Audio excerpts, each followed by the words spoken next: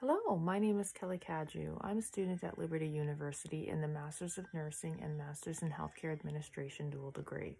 I am doing this presentation for a class. It's Business 528 with Dr. Jean Gordon, and I am going to be presenting a workplace alcoholic abuse intervention program that I have created that I'm going to try to pitch to an employee assistance personnel of a large company.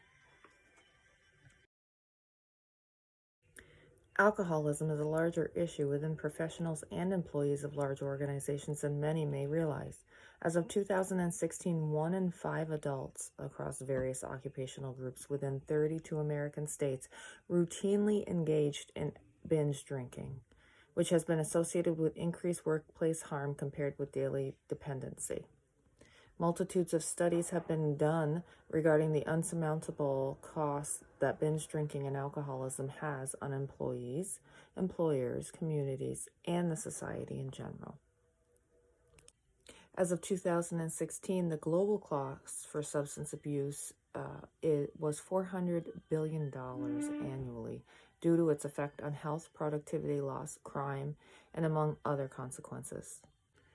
Drinking before and during work reduces the cognitive and behavioral performance of employees, causing injuries, absenteeism, smoking, and exposure to secondhand smoke. Unfortunately, many worksite programs addressing alcohol abuse for employees only focus on treatment and neglect preventative and secondary measures and interventions. 1 Corinthians 12:22 states, "Those members of the body which seem to be more feeble are necessary. Therefore, we know that even the employees within the organization who are affected by alcoholism may be weak, but still are integral to the company and need assistance, encouragement, and strengthening." The proposed program is to have an on-site alcohol abuse intervention program that addresses prevention, counseling, education, and tertiary interventions in a timely manner, which is co-produced by the employees to reduce the economic burden of the company and decrease absences, workplace harm, poor behavior, and increase productivity. In this next section, I will demonstrate 3 marketing approaches: the stimulus response approach, the selling formula, and the needs satisfaction method. I will show how the presentation will change to the EAP according to the method used. So let's begin. The stimulus response sales approach was created based on Pavlov's experiments with dogs, where he used the bell to substitute the stimulus, which was food, to promote salivation in the dogs. This approach involves the use of a presentation which is canned or scripted with the salesperson leading. Questions are asked by the salesperson to the customer to encourage a desired response. This is the most simplistic and easily taught method of selling. The script may go something like this. Reducing alcohol consumption within your company is important to improve the productivity and attendance of your employees, isn't it? Yes. And reducing bad behaviors associated with alcoholism and abuse and binge drinking is also important to improving morale and your company reputation, isn't it? Yes. Other programs developed by companies only address employees who have had a problem with alcoholism, but never address any outside or workplace factors which may be responsible for individuals feeling the need to binge drink after work or on weekends to reduce stress. You wouldn't want to provide your employees treatment only once they've already are in crisis, would you? No. Don't you think our hospital's comprehensive program, which provides a policy based off workplace and environmental factors, along with providing employees prevention, monitoring, counseling, and referral to clinics or inpatient therapy as necessary, would be beneficial for your employees and company, resulting in boosted morale as well as cost savings? Yes, you're right. As you can see in this method, the salesman dominates the conversation and expects only short answers from their prospects.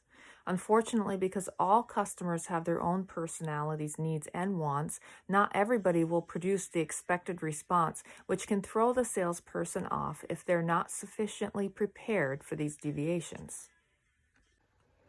The selling formula method presumes that there are 4 stages that a customer and prospect goes through before they agree to buy a product, which are attention, interest, desire, and action. The salesperson must elicit communication and conversations with the customer to gain information to assess how the service or product that they're providing can fulfill the needs the customer may have. This method requires a salesman that is more highly trained and skilled and gives greater flexibility to allow them to involve the customer in the conversation, more based on the stage they are in, noting that all the prospective customers will go through the stages, not always in the same order. Here is a demonstration of the selling formula in action.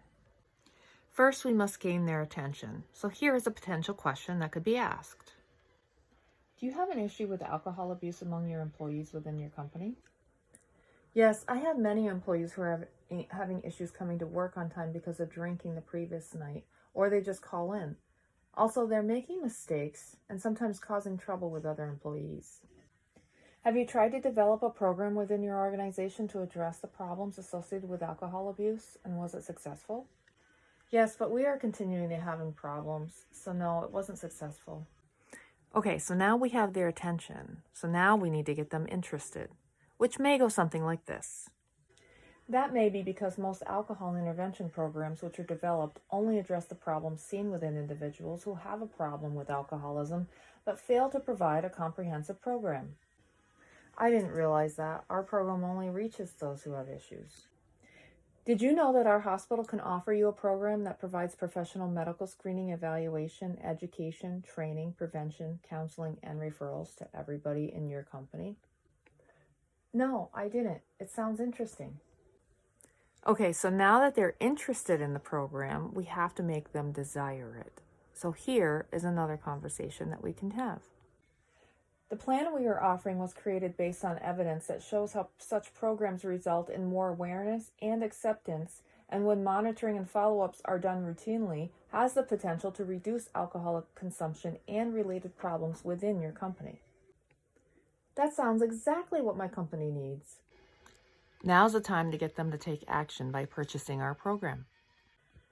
Our program will save your company money over the next several years. But our hospital has several other large companies in town that we're looking to sell this program to, but we can only service one company at a time. So whomever agrees to adopt the program first will be serviced. I will agree to partner with the hospital in this program and purchase your services. As you can see in this method, the salesperson didn't dominate the conversation, but the customer was able to engage in it too. Okay, so the needs satisfaction method is often called the customer-oriented selling method because it assists the customers in goal achievement while making smart purchases and decisions which will satisfy their company's needs. There are 3 stages this method includes that are needs development, needs awareness, and needs fulfillment. Within the first stage, the salesperson must determine the problems that exist and what the company is trying to find solutions for.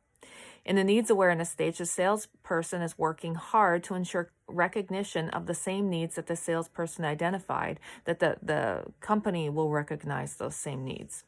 Lastly, in needs fulfillment, the salesman can now show the company how their organization can meet their needs.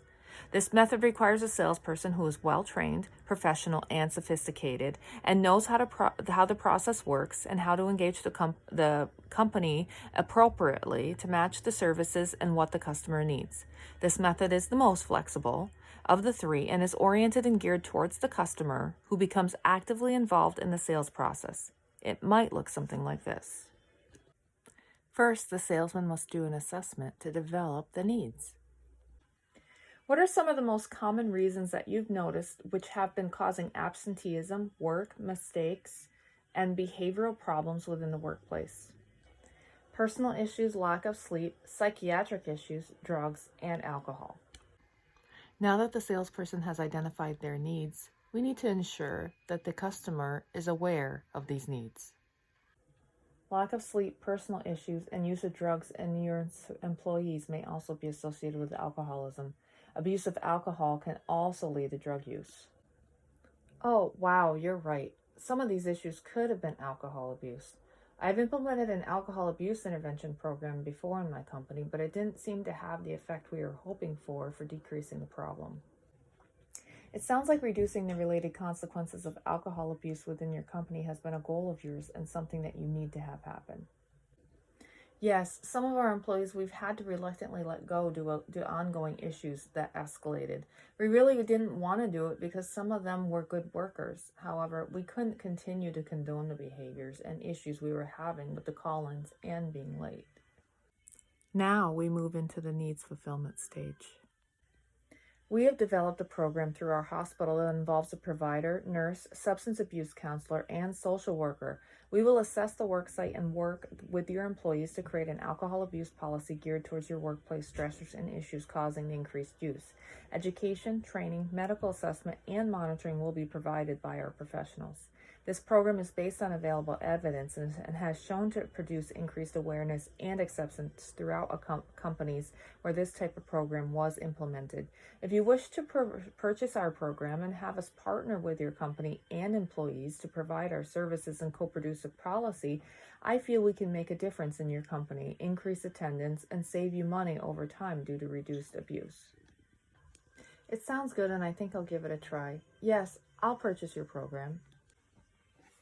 So as you can see, all three of these sales methods can be useful in making a sale. However, they don't guarantee a purchase will occur by the prospective customer.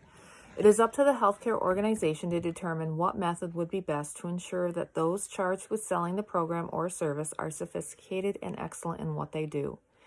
In all situations, believers within the organization who are charged with a task should remember the words of Colossians 3:23-24, which states, "Whatsoever ye do, do it heartily, as unto the Lord and not unto men, knowing that of the Lord you shall receive a reward of the inheritance, for ye serve the Lord Jesus Christ." Thank you all, and I wish you a good day.